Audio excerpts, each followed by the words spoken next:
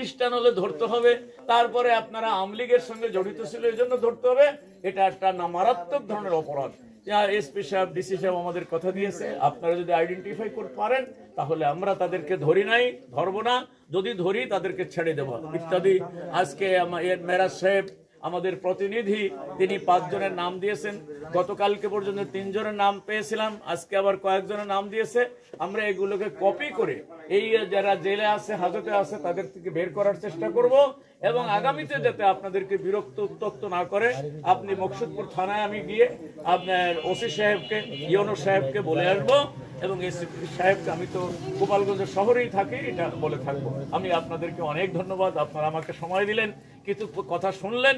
যে সমস্ত হিন্দু, মুসলমান, খ্রিস্টান থাকলো, তারা বিদেশে আপনার যারা যাবার চায় সরকারি খরচে বিদেশে পাঠিয়ে দেবে এবং যারা নাকি চাকরি করার উপযুক্ত শিক্ষিত লোক, কোনো ঘুষ লাগবে না। 100% নিশ্চয়তা দিয়ে বলছি, 1টি টাকাও ঘুষ দেওয়া লাগবে না। এখানে যার যোগ্যতা আছে সেখানে আপনার চাকরি হবে। এদেশে মাইনরিটি বলে সংখ্যা লঘিষ্ঠ আর গরিষ্ঠ বলে কোনো কথা নাই।